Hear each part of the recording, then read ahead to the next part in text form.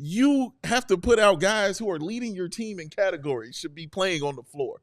And if he's leading your team in blocks, put him out there on the floor. Like, I feel like he might get cooked defensively.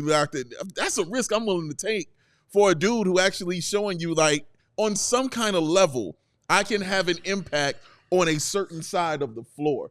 So doesn't matter if he, of course he's going to forget defensive schemes. He's a rookie. Right. Of course he's going to get cooked by some stars. He's a rookie. Those things are going to happen.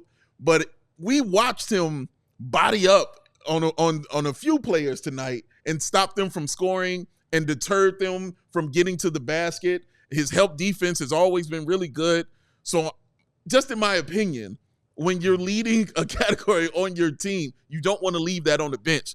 You're leading in rebounds, you play. You're leading in assists, you play. Leading in points, you play. Leading in steals, you play. So just because his age isn't there yet and Billy might not have a comfort with young guys and stuff, I think he's doing a disservice to the winning that this team says they are trying to do by not having Matas at least out there to play a little bit more. And just to get this in real quick, and then you can chime in, Will, to play devil's advocate, as I mostly agree, and I've said something similar to what you just said on the show before, like on nights when Matas looks like he's actually doing good things on the floor, then your excuse of not playing him because, well, he's a rookie, he's not ready yet, goes out the window. He was a minus 18 tonight. Sure. 17 minutes off the bench. But I also think that I agree with the other part of the point you just made, which is that that's not what it's necessarily always about. No. If he's doing something well, if he is doing a particular thing well, help defense, protecting the rim, Bulls need rim protection badly, then why not? And why not let him go out there? And as somebody pointed out early tonight in the comments, like, rooks make mistakes. They're allowed to make mistakes. Yeah. The Bulls turned the ball over, 22 times tonight? Yeah. And 4 of your starting 5, all vets, contributed 15 of them. Yeah. Like, yeah. There's rookies making mistakes, and then there's vets making mistakes. Yeah. Vooch, Goat was just saying in the post-game locker room, like, Vooch said, we got to keep, we got to stop doing this dumb stuff. Well, Vooch, you were doing some dumb stuff tonight, too. Yeah, dude, I was thinking the same thing. Like, I was thinking the same exact thing. And also, again, what is the point of this season? Well, if it's to maybe somewhat secretively and not publicly, but yes, we sure would like to keep that top 10 pick. Play Matas more minutes for the experience. Yeah. And maybe he doesn't lead you to a bunch of 30-point victories. Yeah. Well, like, when you're watching somebody on the floor, like a rookie on the floor, like, you can tell when they are comfortable doing something out there on the floor. And it feels like sometimes Matas hasn't been able to find that comfort because of the time. His eyes look like scrambled eggs.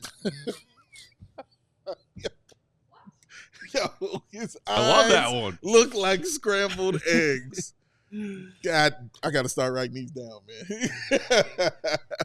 But even I don't in mean that sense, in a bad way. Yeah, it's I know. just that It's a lot coming at him, yeah. Because, unfortunately, now these teams don't practice. He's got to learn on the job. Yeah. And, I mean, you can watch film, but now the problem is when you watch a lot of film, which I think the coaches are getting together and sitting down with them and doing that, but then you start thinking the game instead of playing the game. Because now you're stepping on the floor and be like, all right, remember the coach showed me the one play, I got to do A instead of B, and then there was this other play, and then what happens when you think? You're a step slow.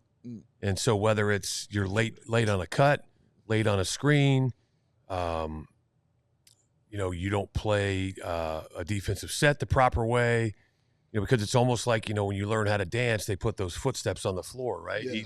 He's looking down when he should be looking up. But then there's stretches where you see he's just playing and reacting. And then you're like, okay, there's some natural art to him as far as what he knows at, what is he, 19? About that, yeah. I mean, he didn't go to college. Did not. He went to G League. And let's be honest here. It wasn't like he was blowing people's socks off in the G League. He didn't average 30. No. People weren't like that guy. But he turned 20 in October, for the record. Oh, okay. Shout out. Congratulations. But I've always loved how this guy handles himself when he talks to the media about accountability and how he knows he needs to do better. And it's that part is enjoyable. Like even you guys when we're watching the games, and all of a sudden I can tell what's about to happen because either one of the two of you will sit up, will be like, Matas is at scores table. Yeah, he's coming in.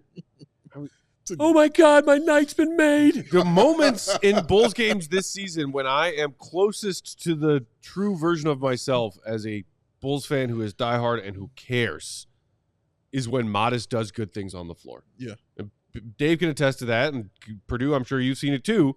And every time Matas made a strong play tonight, I behaved like the way I would want to behave all the time as a Bulls fan watching a Bulls game, which is being emotionally invested in a player that I believe in doing good things. We about that Matas. And they're so freaking short and far, like few and far between. It's really frustrating. But for most rookies, what's the only consistent thing about their game? Is that it's inconsistent? Bingo. We all silly like the mayor.